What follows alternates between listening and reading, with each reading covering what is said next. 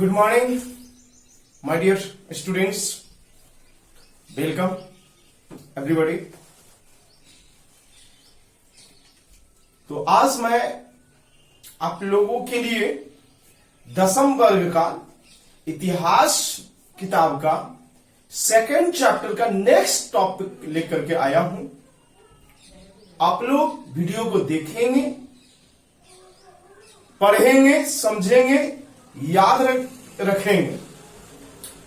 तो मेरे बच्चों, मैंने पिछले वीडियो में इतिहास में रूसी क्रांति के कारण के बारे में अब सभी बच्चों के सामने बातें रखने का काम किया था। शायद आप लोग उस वीडियो को देखे होंगे, समझे होंगे, और जो देखे हैं कमेंट बॉक्स में लिख सकते हो। और वीडियो को पूरा देखिए, तभी टॉपिक समझ में आएगी, अन्यथा माथा पर हाथ धरते रह जाइएगा, कुछ मिलने वाला नहीं है। तो मेरे बच्चों, मेरे प्यारे बच्चों, रूसी क्रांति के कारण हम लोगों ने देखा, जैसे विभिन्न बिंदुओं को देखा था कि क्यों जो है से रूसी क्रांति 1917 में हुई थी, इसके लिए क्या क्या बातें हुआ था। हमने पिछले वीडियो में बनाया कि रूसी क्रांति के विभिन्न कारण है, जैसे निरंकुशवादी शासक जो जार निकोलस द्वितीय था, योग्य था, निरंकुशवादी था, किसानों की दयनीय स्थिति थी, मजदूरों का कोई अधिकार नहीं था, शोषण उस पर होती थी, औद्योगिकरण की समस्या था, रूसीकरण की नीति, क्रीमिया का युद्ध, खूनी रविवार या लाल रविवार की घटना है, मार्क्सवादी विचारों का प्रभाव, समाजवादी विचारों का योगदान, और हम बताए थे तत्कालीन कारण। तो ये सब मुख्य कारण हैं जिसके कारण रूसी क्रांति हुई। तो तत्कालीन कारण में आप लोगों को बताए थे यही कि प्रथम विश्व युद्ध जो 1914 से 1918 के बीच में चली कि नहीं चली, तो उसमें रूस भी शामिल हुआ था मित्र राष्ट्र की ओर से। रूस शामिल इसी उद्देश्य से हुआ था क्योंकि वहां जार का सोच था कि लोग जो है आंतरिक मामला को भूल करके बाह्य मामला में चले जाए, ध्यान भटकाने के उद्देश्य से प्रथम विश्व युद्ध में रूस शामिल हुआ था। लेकिन हुआ क्या कि युद्ध में रूसी सैनिकों को चारों ओर से हार होने लगी। जब हार होने लगी तो अंत में हार होने का कारण भी है कि रूसी सैनिकों के पास न तो अच्छा भोजन मिलता था, न कपड़े मिलते थे, न हथियार था, तो हार हो रही थी।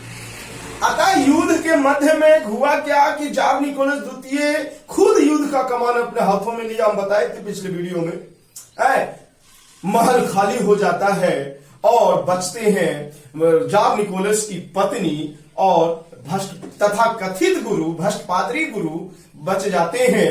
दोनों ने कुछ ऐसा षड्यंत्र का अंजाम देते हैं जिससे राजतंत्र की जो प्रतिष्ठा होती है वो धूल में मिल जाता है। यहीं से जनता, रूस की जनता जो है से राजतंत्र को बिल्कुल समाप्त करने के लिए तैयार हो जाते हैं। और ये अगले समयों की घटना है, अर्थात इस पॉइंट में आज के वीडियो में देखेंगे, खास करके मार्च की क्रांति, अर्थात इसी क्रांति में निरंकुश राजतंत्र का अंत होता है।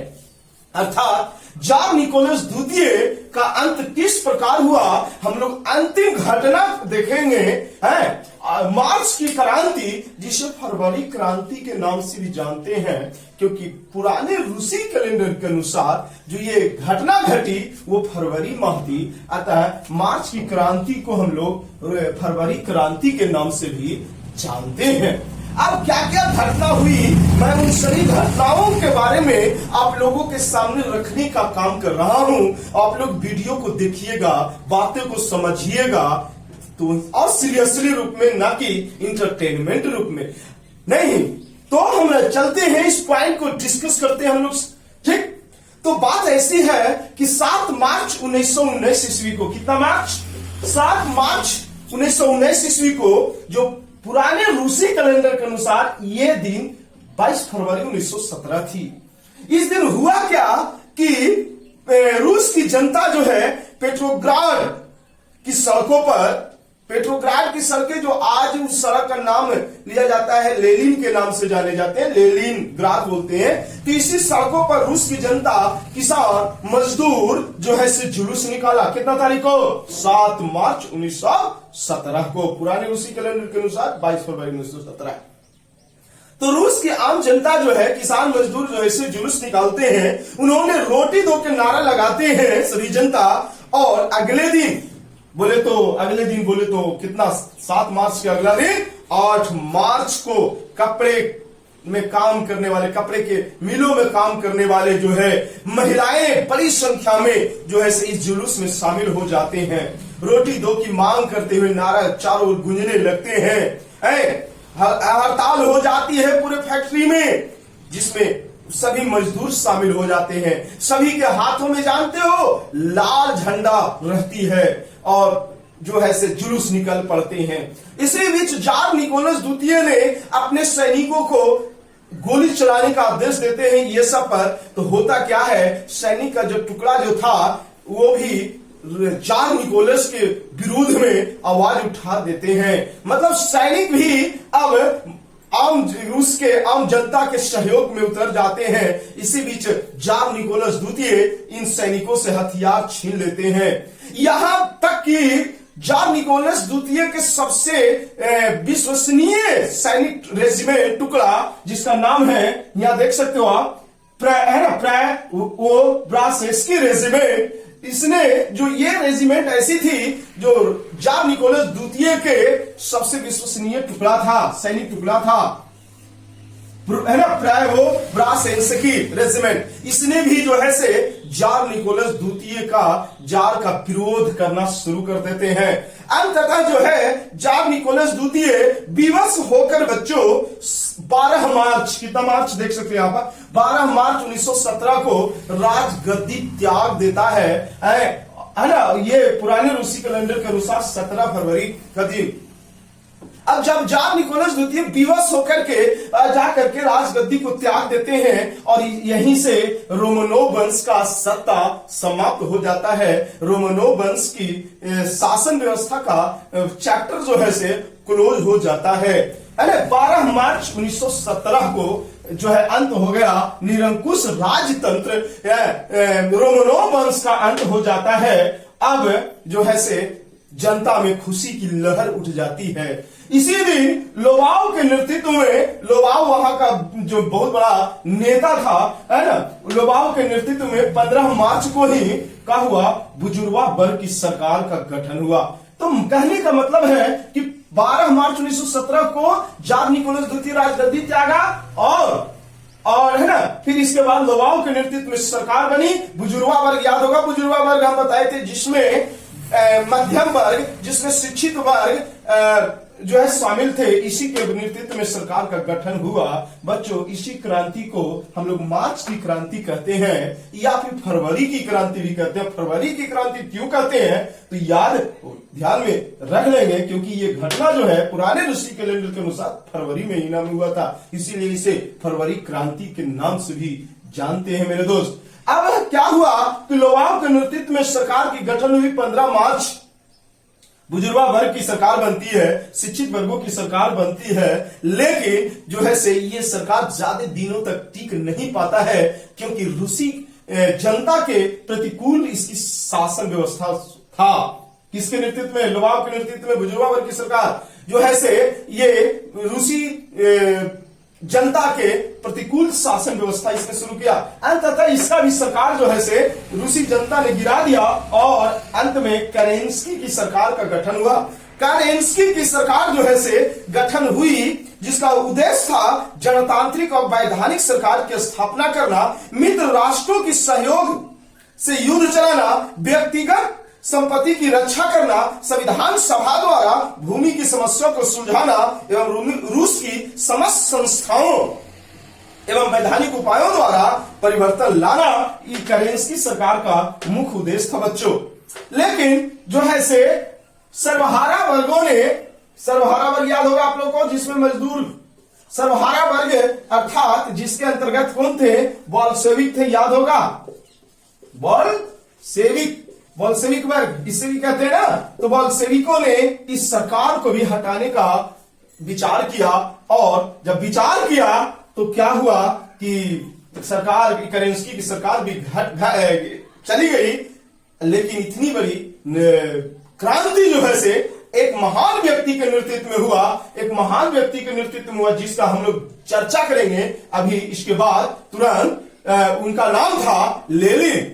अब लेनिन कौन थे, क्या थे, कैसे विचार था उनका, तो हम लोग चर्चा करते हैं। तो ये बातें आप लोग को समझ में आ गया होगा, अगर नहीं तो फिर से मैं समझा देता हूं कि जब रूस की जनता जो है 7 मार्च 1917 को, जिसमें गरीब मजदूर किसान ये सब शामिल थे, रोटी दो के नारा दिए और पेट्रोग्राड सड़कों पर जुलूस निकाला है। और अगले दिन यानी 8 मार्च को कपड़ा के मिलों में काम करने वाले मजदूर भी हड़ताल कर दिए और इस जुलूस में शामिल हो गए। सभी के हाथों में एक ही झंडा, एक रंग का झंडा, लाल रंग का झंडा था। और जो है से जब जुलूस बड़े पैमाने पर चलने लगे तब जार निकोलस द्वितीय ने सैनिकों को आदेश दिया गोली चलाने का, पर उन सैनिक जो है से इनकार कर देते हैं। तब जो है राजा जो है, जार जो है क्या करता है कि उनसे हथियार छीन लेते हैं। यहां तक कि जार निकोलस द्वितीय के सबसे विश्वसनीय सैनिक टुकड़ा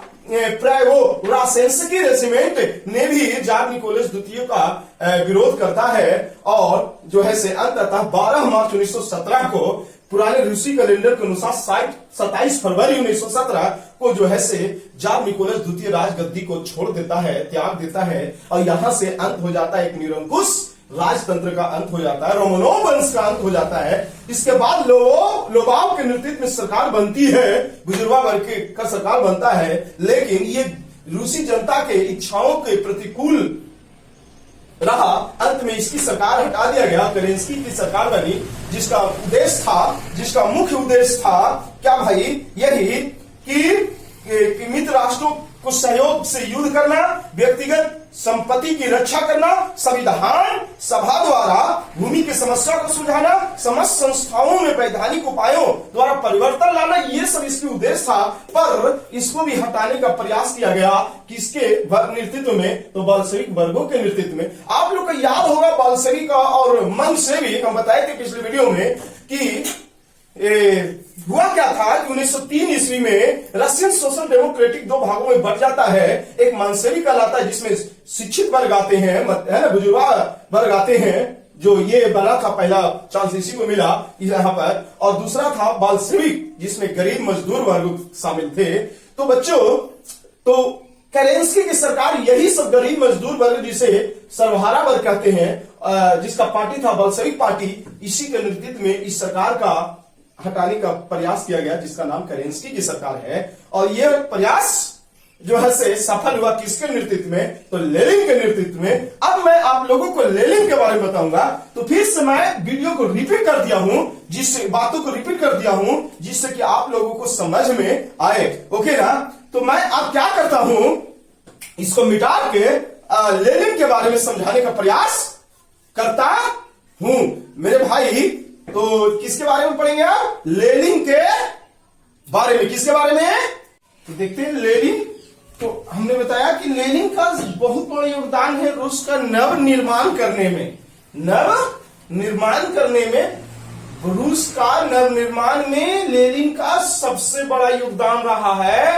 अब हम लोग लेनिन के जीवन से संबंधित कुछ बातें को देख ले, तब हम लोग लेनिन के कार्यों को भी देखेंगे है। और ये बिंदुओं पर विशेष रूप से आप सभी बच्चे ध्यान देंगे, जिससे कि परीक्षा में वस्तुनिष्ठ प्रश्न जब पूछा जाए तो उस वस्तुनिष्ठ प्रश्न को अच्छी तरह से हम बना सके, सही रूप में आंसर को सिलेक्ट कर सके। तो आते हैं लेनिन के जीवन के बारे में कुछ जाने। तो लेनिन है ना, जो रूस की नवनिर्माण में सबसे बड़ा योगदान दिया। और लेनिन का पूरा नाम व्लादिमीर इलीच उलियानोव। इस चीज को ध्यान में रखेंगे कि लेनिन का पूरा नाम था व्लादिमीर इलीच उलियानोव। क्या नाम था, व्लादिमीर इलीच उलियानोव। इनका जन्म जो है 10 अप्रैल 1870 को हुआ। कहा सिम्ब्रस्क नामक गांव जो वोल्गा नदी के किनारे स्थित है, वही जो है से 10 अप्रैल 1870 को इनका जन्म हुआ। किनका? लेनिन का। मैं बता दूं कि वे कार्ल मार्क्स के सिद्धांतों से बहुत प्रभावित थे, है ना। लेनिन मार्क्सवादी विचारधारा से बहुत प्रभावित थे। कार्ल मार्क्स के सिद्धांतों का अध्ययन किया करते थे। लेनिन जो है शुरू से ही, आरंभ से ही विद्रोही प्रवृत्ति के थे। और कारण बताया जाता है कि क्यों थे विद्रोही, मतलब जो शासन व्यवस्था था उसका विरोधी थे ये। क्यों भाई? तो लेनिन के बड़े भाई, हालांकि बड़े भाई का नाम हमारे 10 नंबर के पुस्तक में नहीं है, पर लेनिन के बड़े भाई को जार अलेक्जेंडर के हत्या के आरोप में इनके बड़े भाई को गोली मार दिया था राजा ने, जिसके कारण लेनिन बचपन से ही जारशाही व्यवस्था का हटाना चाहते थे। जारशाही व्यवस्था का कट्टर दुश्मन थे। कौन? लेनिन। वे साम्यवादी विचारधारा का प्रचार करते थे। जाहिर सी बात है कि मार्क्सवादी विचारधारा से प्रभावित थे, तो साम्यवादी विचारधारा को प्रचार करते थे। 1905 के रूसी, हम बताए थे पिछले वीडियो में, 1905 में रूसी क्रांति हुआ था, जिसे लाल रविवार या खूनी रविवार की घटना हुई थी ना। तो उस क्रांति के दौरान लेनिन ने सक्रिय भूमिका निभाया। पर हुआ क्या? 1905 की क्रांति हम लोग सभी जानते हैं कि सफल तो हुआ नहीं, है ना। उस असफलता के कारण लेनिन को निर्वासित होना पड़ा रूस से, और ये चले गए कहां? स्विट्जरलैंड चले गए। जब 1917 की मार्च क्रांति जो अभी हमने बताया, फरवरी क्रांति जिसे भी कहते हैं, उस क्रांति के जब हुई, उसके बाद केरेंस्की की सरकार बनती है, तो उसी के बाद जर्मनी के सहयोग से स्विट्जरलैंड से फिर से रूस आते हैं, और रूस आते ही वे जो है से रूस की राजनीति व्यवस्था में शामिल हो जाते हैं।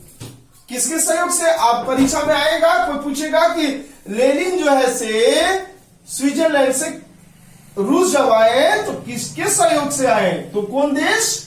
जर्मनी के सहयोग से आए। और लेनिन ने जैसे ही रूस में प्रवेश किया, जनता में उत्साह, रूस की जनता में उत्साह बढ़ गई कि अब हमारा आ गया हीरो। लेनिन ने घोषणा किया कि रूसी क्रांति अभी पूरी नहीं हुई है। जो रूस की जनता ने जो सोचा वो अभी पूरा नहीं हुआ है।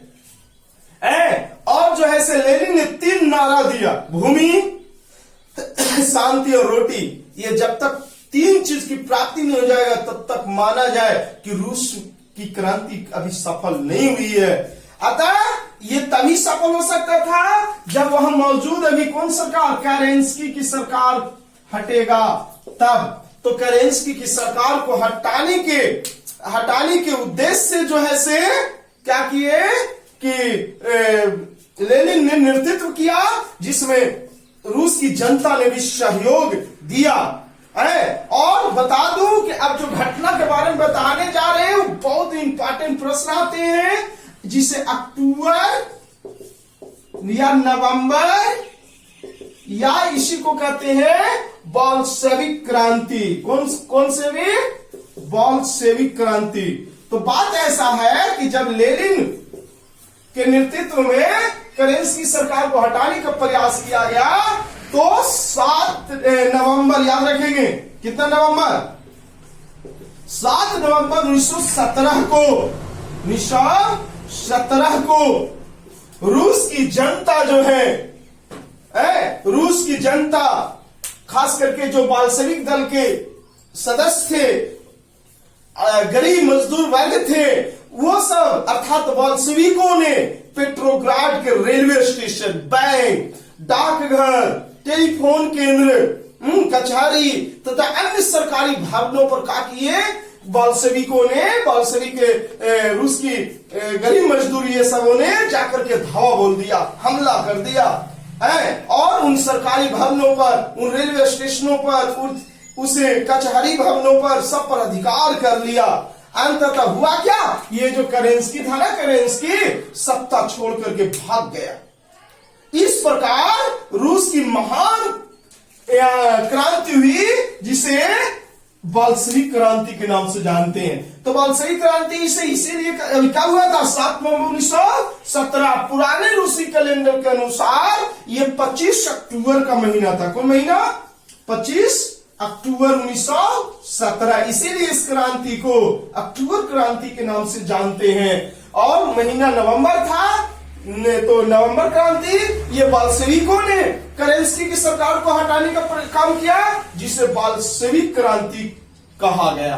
तो इस तरह से मेरे बच्चों परीक्षा में पूछा जाता है कि बाल्शेविक क्रांति से आप क्या समझते हैं, या अक्टूबर क्रांति से आप क्या समझते हैं, या नवंबर क्रांति से आप क्या समझते हैं। तो क्या लिखेंगे कि जब लेनिन जो है से रूस में करेंस्की की सरकार को हटाने का प्रयास किया, जिसमें जनता जो है से शामिल हुए, जनता सहयोग किए, और हुआ क्या कि 7 नवंबर, कितना नवंबर, 7 नवंबर 1917 को बाल्शेविकों ने, बाल्शेविक माने जो मजदूर आम लोग थे, जो बाल्शेविक दल के सदस्य थे, ये सबों ने कहा कि यह 7 नवंबर 1917 को पेट्रोग्राड की सड़क, रेलवे स्टेशन, कचहरी, डाकघर, टेलीफोन केंद्र का, है ना, ये सरकारी भवन पर धावा बोल दिए और उस पर जाकर के अधिकार कर लिए। अंततः करेंस्की की सरकार भाग गई और यहाँ जो है से रूस में बाल्शेविकों के नेतृत्व में सरकार बनी, जिसे हम बाल्शेविक क्रांति के नाम से जानते हैं। चूंकि और ये घटना 25 अक्टूबर 1917 पुराने रूसी कैलेंडर के अनुसार हुई, जिसे अक्टूबर क्रांति भी कहा गया।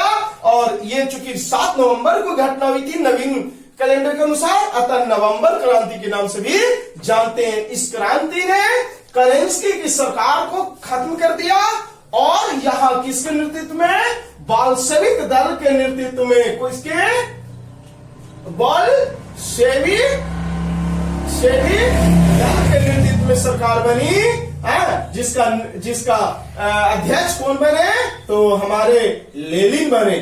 कौन बने, लेनिन जो है से। और इसका एक और मंत्री थे जिनका नाम था क्या भाई, ये टाटस्की को विदेश मंत्री बनाया गया। तो अगर जो है से इस तरह से ध्यान में रखोगे, कहानी की जैसे इतिहास को समझोगे, राजा रानी की कहानी की तरह, तो ध्यान में रहेगा, अधिक समय तक मन में बना रहेगा। आप एग्जाम में जैसा भी प्रश्न रहेगा उसको अच्छी तरह से बना सकते हो। तो वीडियो को आप अच्छी तरह से देखेंगे, समझें, और अगर ना कहीं दिक्कत होते हैं तो कमेंट बॉक्स में आप पूछ सकते हो। मैं आप लोग को बताने के लिए तत्पर हूं, तैयार हूं। अच्छी लगे तो लाइक करिए, शेयर कीजिए, सब्सक्राइब करिए, है ना।